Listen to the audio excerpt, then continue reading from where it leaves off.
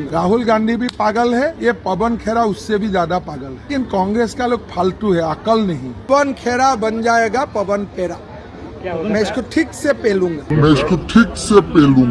पवन खेरा पवन पेरा बन जाएगा। तो पवन खेरा एक गंदू आदमी है। अभी आपने जिसे अलग अलग तरह की भाषा का इस्तेमाल करते हुए, अमर्यादित भाषा भी बोल सकते हैं, जिसे आपने इस्तेमाल करते हुए देखा, ये असम के मुख्यमंत्री हैं हेमंत विश्व शर्मा। ऐसा लगता है जैसा कि ये संतुलन खो बैठे, आपा खो बैठे हैं और ये इसीलिए इस तरह की भाषा का इस्तेमाल कर रहे हैं। और आदमी तभी इस तरह की भाषा का इस्तेमाल करता है या आपा खो बैठता है जब उनको लगता है कि वो हारने वाला है या वो फिर बैकफुट पर जाने वाला है, तभी वो संतुलन खो करके इस तरह की भाषा का इस्तेमाल करता है। अब जरा सोचिए, इसके अलावा और भी बहुत सारे वीडियोस हैं जो आपने देखा होगा, सोशल मीडिया पर वायरल है।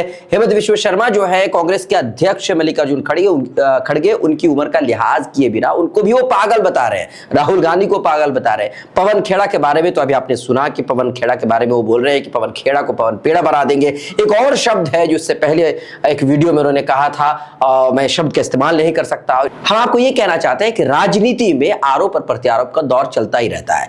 सत्ता पक्ष के जो लोग हैं वो विपक्ष पर आरोप लगाते हैं और विपक्ष के जो लोग हैं वो सत्ता पक्ष के लोगों पर, सत्ता पक्ष के नेताओं पर आरोप लगाते हैं और ये चलता ही रहता है। और खास करके जब चुनाव किसी भी राज्य में होता है या किसी भी स्टेट में जब चुनाव होता है तो जाहिर सी बात है ये आरोप प्रत्यारोप का दौर बहुत ज्यादा चल पड़ता है ताकि इलेक्शन में उसका फायदा हो। देखिए, पवन खेड़ा ने जो कुछ आरोप लगाया वो कितना सही है कितना गलत है वो बाद की बात है, वो जांच पड़ताल करने के बाद जो कुछ होगा वो सामने आएगा।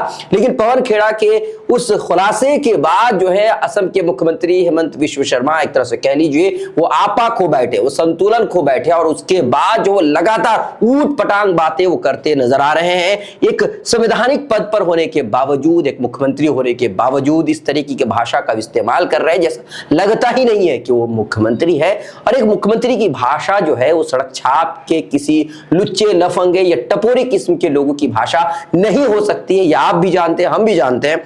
लेकिन अफसोस की बात यह है कि अभी फिलहाल की जो राजनीति है, इस राजनीति में टपोरी भाषा का इस्तेमाल बहुत ज्यादा होने लगा है। लोगों को लगता है कि अगर इस तरह की भाषा का इस्तेमाल करेंगे तो लोग ज्यादा फॉलो करेंगे और यही हो भी रहा है। आप देखिए, जो लोग ज्यादा गाली गलौज करते हैं, जो लोग जो अल्पसंख्यकों को ज्यादा गाली दे पाते हैं, ऐसे लोगों को नेता बनाया जाता है, फूल मालाओं से स्वागत किया जाता है। और आप देखिए, पश्चिम बंगाल में जो चुनाव हो रहे हैं या फिर असम में जो चुनाव हो रहे हैं, यही दोनों स्टेट अभी फिलहाल चर्चे में। और यहां देखिएगा आप किस तरीके से अल्पसंख्यक को टारगेट किया जा रहा है, अल्पसंख्यकों को बुरा भला कहा जा रहा है।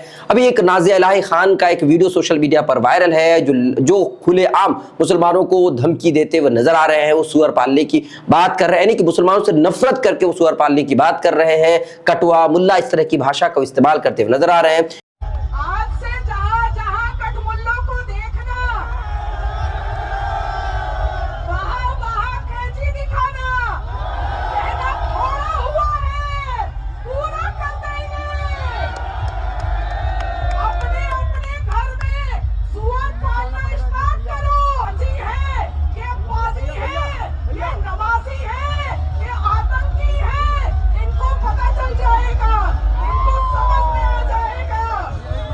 एक दूसरा वीडियो है जिसमें देखा जा रहा है कि मुसलमानों को सीधे तरीके से धमकी दी जा रही है।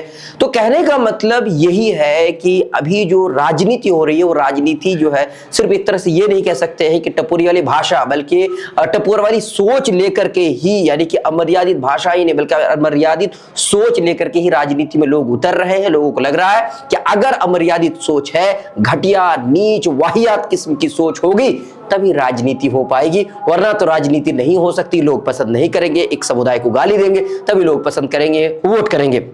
बहरहाल हम असम के मुख्यमंत्री हेमंत विश्व शर्मा को लेकर के एक बात तो कह सकते हैं कि ये जो बौखलाहट है या ये जो आपा खोने की जो सूरत हाल है, ये इसे देखकर ऐसा लगता है कि या तो वो चुनाव हार रहे हैं या फिर उनको लग रहा है कि वो जो है असम में फिलहाल बैकफुट पर है और इसी वजह से इस तरह की बौखलाहट की बातें करते नजर आ रहे हैं।